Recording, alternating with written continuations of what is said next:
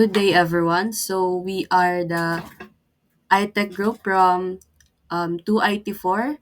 I am Angeline Cubio together with Kenneth Saison, John Raven Ladra, and Mark Clarence Cabañeros. So sa system po namin, gumamit po kami ng Visual Studio Code. Ginamit po namin is HTML, CSS, and JavaScript. Next. Alright, so ano nga ba ang purpose ng ginawa naming website? And sino ang target audience namin? Well, we create this website to give everyone who wants to get insights about laptops. Ang purpose po namin kaya ito ginawa is to share sa lahat yung mga laptops na pwede nyo maging references if ever man nabalak nyo bumili ng laptop. And yung main features naman namin is yung mga categories sa library, which is yun po talaga yung pinaka-focus since the purpose nga po ng website namin is to give insights sa mga clients. And in that case, since there are categories na po sa library, mas mapapadali na pong maghanap and makakuha ng swap to prefer na laptop with the help po ng website namin. So ngayon naman is i-discuss ko yung content, yung naging content strategy namin. Tsaka kung paano ba natin may kung paano ba namin may cater yung mga audience namin dito sa website namin. So first, dito sa homepage namin, naglagay lang kami ng minimalist style, like naglagay lang kami ng video background as you can see. Then naglagay lang kami dito ng quote na nagsasabing discover your perfect laptop for performance meets style, na angkop dun sa may ng website namin, na parang showroom siya ng mga laptops, na kung bibili ka ng laptops, pwede mong tignan dito kung magkano ba, kung anong specs nila, kung ano itsura niya, mga ganun. Then ito, yung sa baba niya is yung footer. Nakalagay diyan yung kung paano nyo kami makakontakt. As you can see, responsive naman yun. Kung sakali na pindutin, yan, nakikita nyo sa baba, yan, nag-ano siya. Then, yan, yung contact us, then copyright. Also, as you can see dito sa navigation bar, we have four toggles, kumbaga, which is yung dark mode button, home home toggle, library toggle, na merong drop down na all categories, gaming categories, mainstream categories, tsaka yung about us natin na may team and system. Tapos papakita lang natin kapag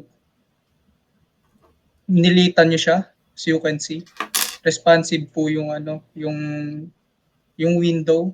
Then yun, may kita nyo pa rin yung button ng dark mode, light mode pala yan kasi naka-dark mode tayo. Tapos lilitaw yung sidebar, may kita nyo yung home, library, etc. Then about us. So, as you can see, kapag clinic naman natin to, yan, magiging light mode. Makikita nyo naman. Tapos yan. Tapos pupunta naman tayo sa library. Yan. Yan. Yan. As you can see, dito sa library, nandito yung yung pinaka main attraction dito sa sa may website natin. Nandito yung mga laptops. As you can see, yan, kapag pinindot mo yan, may lalabas na pop-up window na nagpapakita ng picture, yung name niya, then as you can see, naka-specify kung anong model siya, kung yung mga number, tas yan yung ito yung mga specifications niya, specs. Then dito naman yung sa may kita niyo diyan sa may screen niyo ngayon, itong mga to, dun sa unang like pinaka front niya is nandiyan yung pangalan nila, then short description lamang dun para dun sa laptop niya. Then dito naman sa gilid may kita niyo yung search button. Yan. Kunyari sa search natin Predator. So yan, lalabas si Predator. Then gusto nyo namang ROG. Yan, ROG, lalabas. Kung gusto nyo naman, HP, yan, NV, yan, lalabas din. Then, dito naman, sa may wait lang. Mas tayo bumalik. Yan, sorry, Tapos dito naman, sa filter naman natin, gagamitin natin naman yung filter. Kunyari, all brands. Kunyari, Asus muna tayo. Yan, lalabas lahat ng Asus. Then, Acer. Yan, HP. Dell. Yan, so far, yan, ganun. Lalabas yung mga yan, then all brands. Tapos dito naman sa processor, pwede ka mamili kung anong gusto yung processor. Kunyari i5 11th gen, yan. Tapos i3 11th gen ulit, yan. Magpapakita dyan. Tapos kung gusto nyo rin, ito, yan, Asus. Kunyari, lagyan natin i7. Uy, wala. Yan, all processor. Tapos sabihin natin, yung storage niya is 5, ano ba? 1 terabyte to. Yan, 1 terabyte. Magpapakita lahat ng 1 terabyte. Tsaka, yan, titignan natin kung SSD ba sila lahat. Yan, yun. So you can see, may natanggal na isa kasi naka-HDD yun. Saan ba yun? Ano bang natanggal? Like, type of memory, HDD. Yan. Yan lang. Yan, naka-HDD siya. So, pwede nyo siyang pagsama-samahin kung ano mong, ano nyo. Kung ano mang filter yung gusto nyo. Then, sunod naman tayo is, yan. Kapag ito naman yung itsura niya kapag naka-light mode. Yan. Yan yung itsura niya.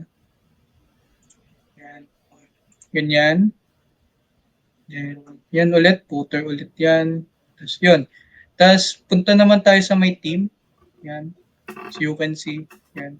Kapag yan, kapag hover siya, parang tataas yung nakikita niyo na tumataas yung mga Tapos kapag pinindot mo yan, pupunta yan sa may resume namin na ginawa namin. Tapos yan.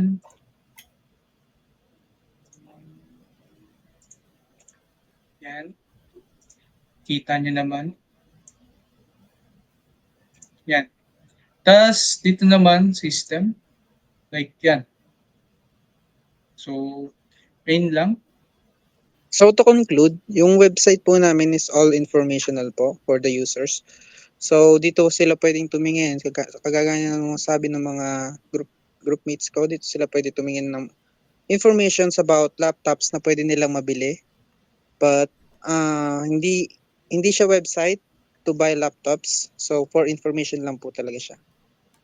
So, so ngayon, may invite tayong isang kaklase natin para para tignan yung kung ano bang mga insights niya about sa website natin at kung ano ba yung mga opinion niya about sa design, etc., functionality, ganun. So, nandito si Enrique Rico. Hello, Enrique. Hello, magandang gabi po. So, eto na nga. Ano bang masasabi mo dito sa website namin? Para sa iyo walang halong bias, pre. Alam ko Okay, naman okay. pat ka eh. Sige, Yung about dyan sa home. About sa home sige. mo. Sige, about sa home. About sa home, yung design niya talagang pang laptop talaga. Okay. Like, yung mga lights effects niya, Tapos yung background na video. Talagang pa dun sa website niya na ginawa. Then, dun sa may naman. Ano ba yung sunod niyan? Library, Kaya, di ba? naman sa responsiveness niya, ano masasabi mo? Okay lang ba? Okay lang. Kasi, ganun naman talaga nakikita sa ibang website eh. Hindi to sa library naman. Okay. Tayo sa library. Sa all categories. Dun naman sa may library, yung sa Yan. mga specs niya, nababasa namin yung mga yung mga nakasulat. Like, kung anong hahanapin mong laptop, tapos yung kung anong processor, ganun. Ito tayo sa kapag ila-light mode naman natin yan. Okay naman, hindi na siya masakit sa mata. Tapos parang, ang bilis rin ng pag lumalabas lumalabas yung dark mode niya. Okay, yan yung Tulad sa pop-up. FB Light, ganun. Ah. Ito yung pop-up window niya. Yan. Kung makikita mo. Okay naman ah. Tapos yan, kapag yung responsiveness niya, check din natin. Yan. Yan, okay, wala namang mali. Yan. Sa inyo na yan eh. Tapos punta naman tayo dun sa may dito sa may team. Well, yan. Ganun lang. Yan, all goods. Sa amin nga, walang ganyan eh. Yun na yan. Tapos yan, yung responsiveness niya naman. Yan. Mas maganda pa yung inyo kaysa sa amin. Boy, Tapos dito naman sa team, ay sa system, hindi ko alam kung paano to eh. Yan. Ganun siya. Like, kapag mo siya, yan. Medyo nag-overlap lang. Pero sinasadya ko talaga yun. okay naman kasi pag hinahaba mo siya, parang naganda rin naman yung ano niya. Yung nakasulat sa gitna. Then pag naka-mobile naman na titingnan, parang ayaw na din. I see. So, yon, salamat ulit Rico sa pag-participate mo dito sa na to, sa video presentation na to. I love you, Rico. So, ayun lang, hanggang dito na lang po yung presentation namin. This is Group iTech. Paalam. Bye-bye. Thank you po.